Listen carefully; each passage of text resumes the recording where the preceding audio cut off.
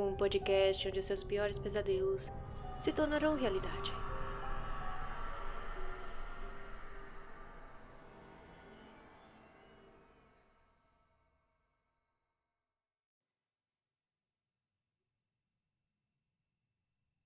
O sobrenatural, às vezes, pode se manifestar para tentar contar uma história que teria sido abruptamente silenciada. Algumas pessoas acreditam, outras não. Mas é inegável que lugares que foram testemunhas de eventos trágicos ficam com suas estruturas inundadas de uma energia estranha. Uma aura de mistério que, pelo abandono e o processo lento de deterioração, acabam despertando o interesse e a curiosidade das pessoas que passam por essas construções. Mansões abandonadas no meio de uma movimentada cidade com certeza despertam a imaginação dos transeuntes, que se perguntam quais histórias teriam ocorrido entre essas paredes cobertas de trepadeiras e teias de aranha.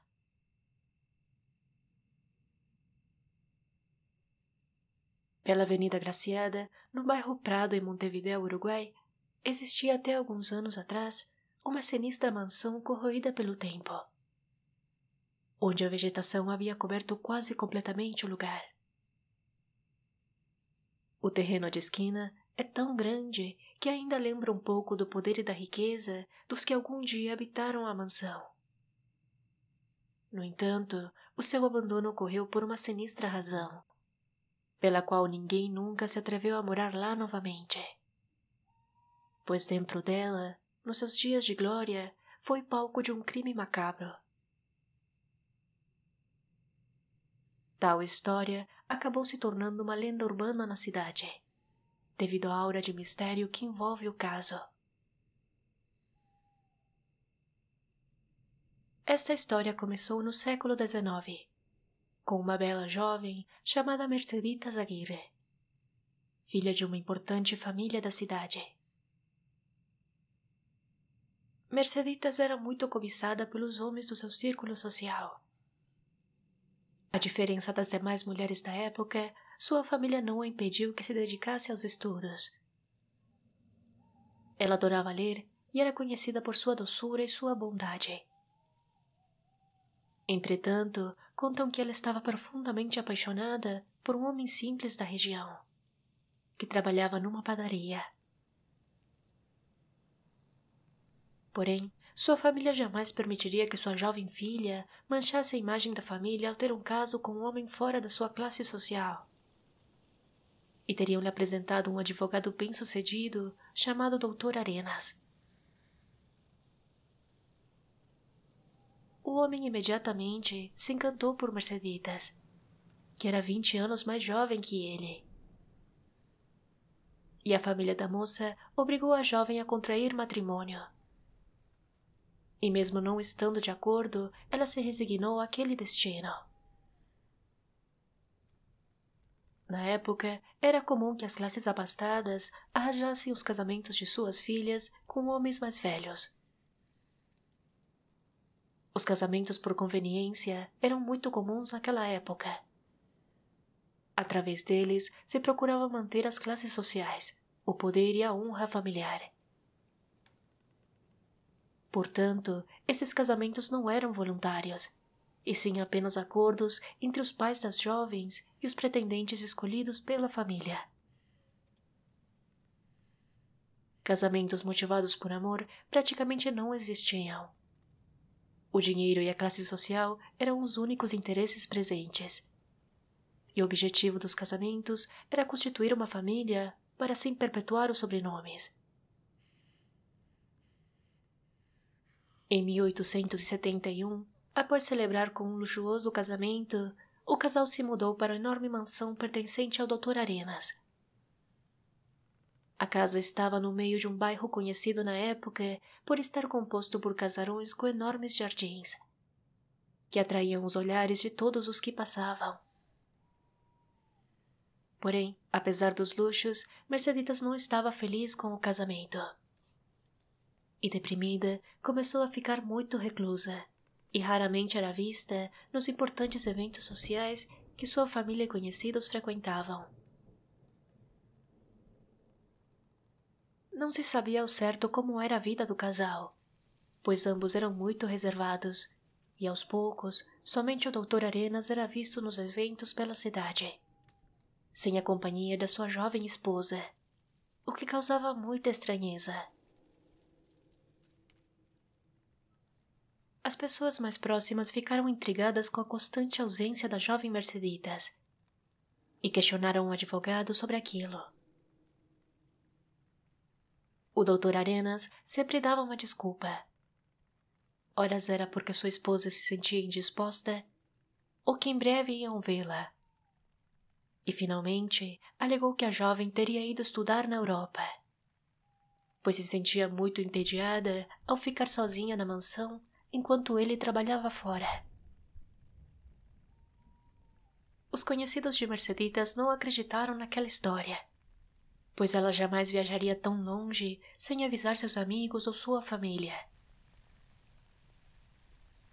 As mulheres na época passavam do controle da família para o controle do marido, e elas não eram permitidas estudar ou sequer viajar sem o consentimento ou a companhia do marido. Então a família, mesmo sem poder fazer nada a respeito, ficou muito desconfiada daquela situação. Vários meses se passaram e a jovem nunca voltou da suposta viagem. Misteriosamente, alguns meses depois, o próprio Dr. Arenas também desapareceu. Na elegante mansão, só permaneceram 4 empregados, que ocuparam e cuidaram da casa por um certo tempo, até perceberem que o casal não iria voltar. A casa, que havia ficado completamente vazia, começava a sucumbir ao abandono. Os antigos empregados já haviam morrido e nunca mais se soube do paradeiro do casal. 3 décadas depois, a princípios do século XX, alguns herdeiros da mansão assumiram o lugar e decidiram se mudar para lá, apesar de existirem várias histórias entre os vizinhos sobre a velha mansão ser assombrada. A mansão, apesar do abandono, tinha um enorme potencial e ainda preservava a sua beleza original. Então a nova família decidiu renovar a casa, fazendo algumas restaurações e reformas. O casal decidiu ampliar a biblioteca que um dia tinha pertencido ao distinto Dr. Arenas. Porém, ao começar a reforma e quebrar uma das paredes do cômodo, eles encontraram uma cena macabra que jamais iriam esquecer. Dentro da parede da biblioteca estava o corpo mumificado de uma mulher que vestia um lindo vestido de época e teria conservado algo de sua beleza se não fosse por seu pescoço estar terrivelmente cortado. O casal ficou aterrorizado com a cena e abandonou a mansão para nunca mais voltar. A lenda conta que o corpo era da própria Merceditas Aguirre, que após uma violenta discussão com o Dr. Arenas, teria sido brutalmente assassinada e escondida dentro de uma parede, na própria mansão onde ela tinha sido tão infeliz em vida.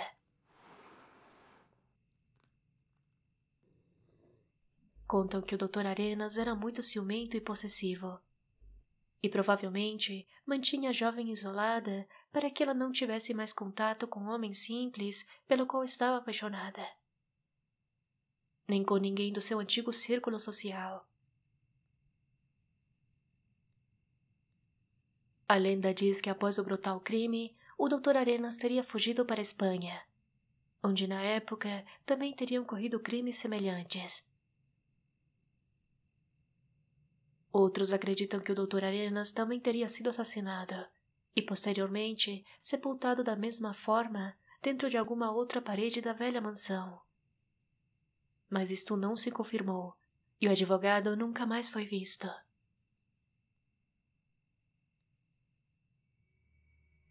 Ao longo dos anos, circularam vários relatos de vizinhos que diziam ouvir gritos, estranhas batidas e luzes vindo da mansão abandonada.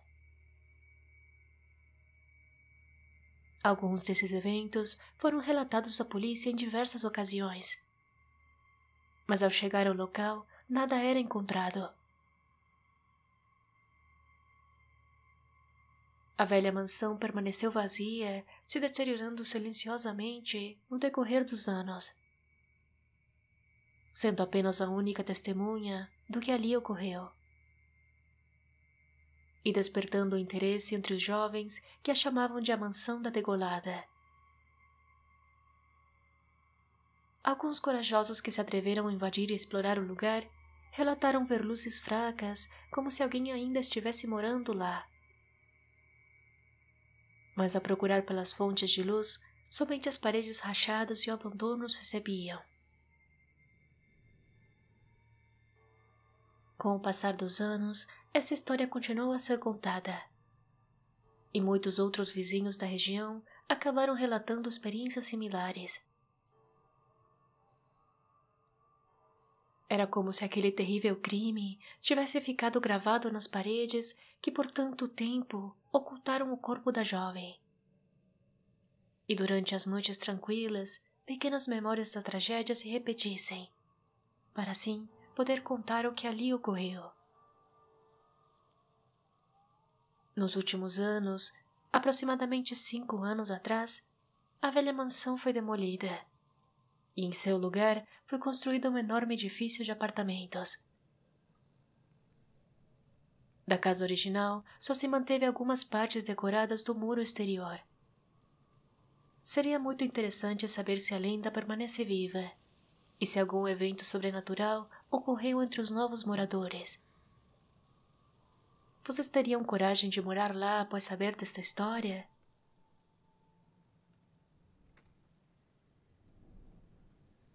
Em toda a cidade existe pelo menos uma casa antiga com alguma história peculiar.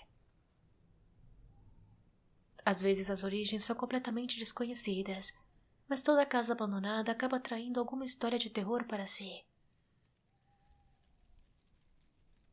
Algumas vezes essas histórias são reais, e outras simplesmente foram criadas. Manter essas histórias vivas é algo que nos atrai naturalmente, pois no fundo todos somos bons contadores de histórias. E em especial as histórias de terror se aderem a alguma região desprevenida da nossa mente e retornam quando menos esperamos. Às vezes no meio de uma madrugada sem dormir, ou durante um passeio pela cidade. No mês de maio, teremos alguns episódios especiais de aniversário, pois no dia 27 completaremos 2 anos estando no ar. E como o primeiro episódio do podcast foi a respeito de uma conhecida fantasma de Montevidéu, e é um dos episódios mais ouvidos, durante esse mês teremos algumas outras lendas e histórias tanto do meu país quanto de outros países hispano-falantes. Então, quem quiser enviar alguma sugestão, sinta-se livre para deixar nos comentários. Se você gostou deste episódio, me ajude a continuar levando este projeto adiante. Não se esqueça de avaliar e me siga no Instagram no @podcast Pesadelos Reais. Inscreva-se no canal Pesadelos Reais no YouTube, pois lá estou postando as versões em vídeo de cada episódio. E se puder, compartilhe o seu próprio relato ou sugestão de tema, enviando para o e-mail que está na descrição. Muito obrigada por ouvir até aqui e até o próximo episódio.